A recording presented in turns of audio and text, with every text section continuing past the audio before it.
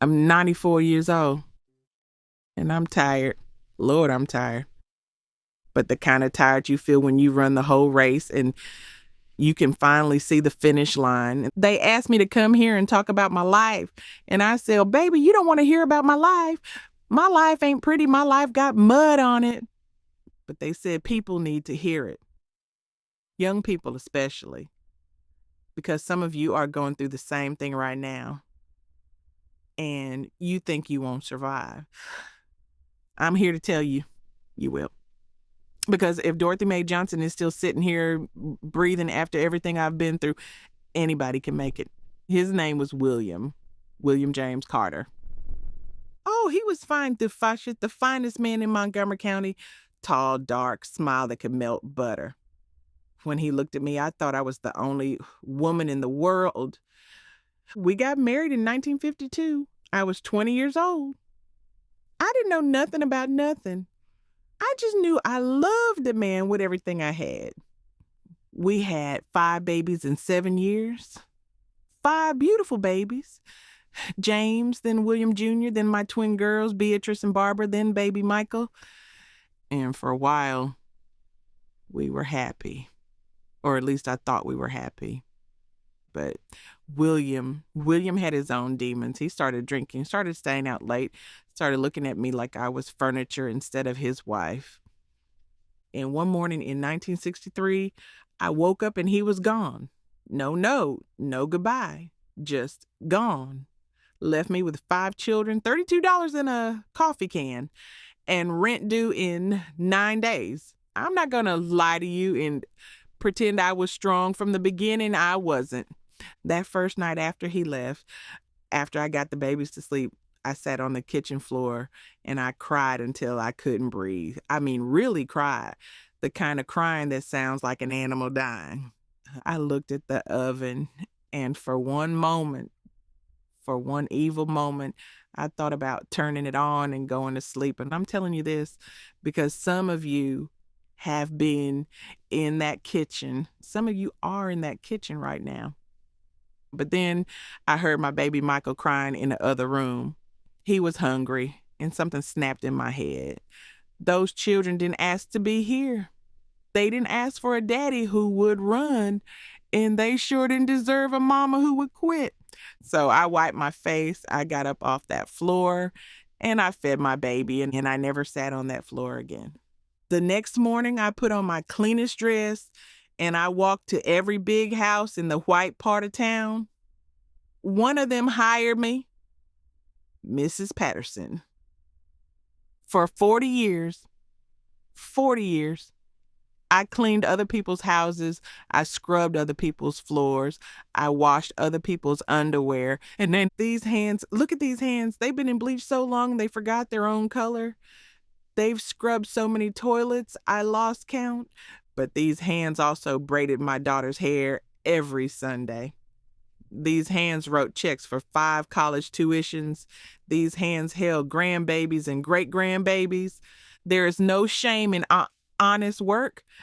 I don't care what it is. If you're providing for your family, you hold your head up. You hear me? Some of my kids used to be embarrassed that their mama was a maid. Now they're embarrassed. They were ever embarrassed.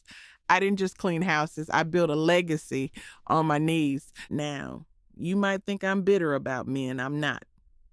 I've had 60 years to think about William. And you know what I realized?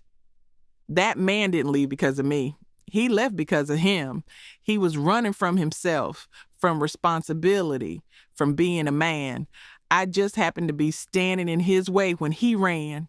Ladies, and I'm talking to the ladies now. If a man leaves you, he did you a favor.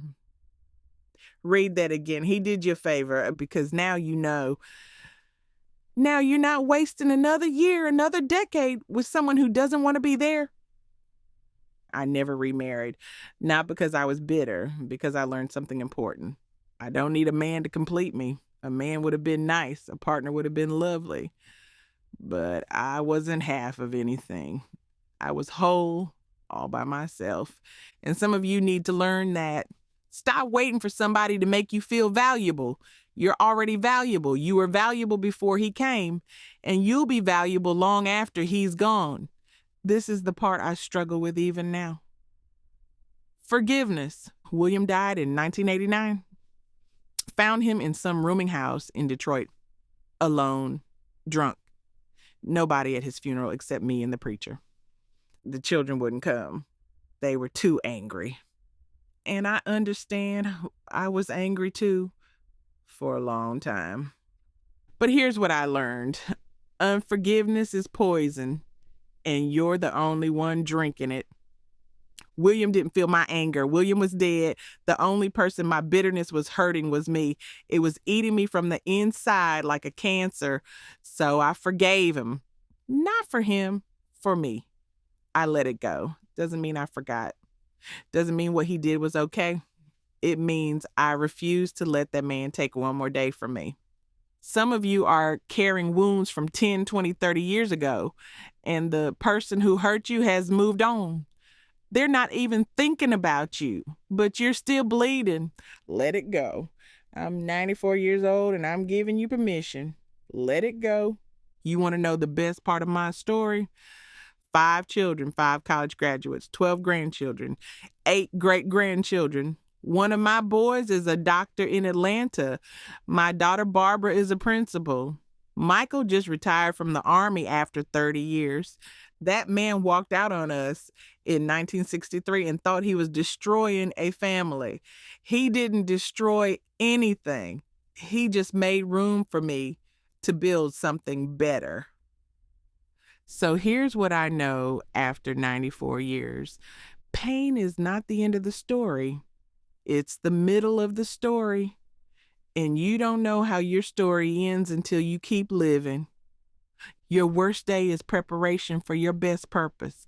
Everything I went through made me who I am, made my children who they are, made this family what we are, and you, whoever you are, wherever you are not your circumstances. You are what you do after your circumstances. 61 years. That's how long I've been alone in that bed. 61 years of no one to hold my hand when I'm scared. No one to call me beautiful. But I got 5 children who call me mama. 12 grandbabies who call me nana. And I got myself. Young people today, they think love is supposed to feel like the movies. It's not. Love is showing up. Love is staying. Love is cleaning the 18th toilet of the day because your babies need new school shoes.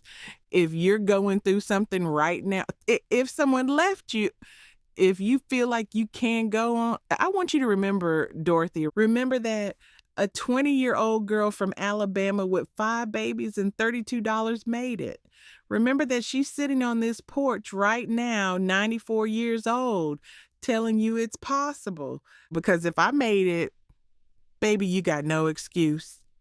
Now let me sit here and watch this sunset. I've earned it.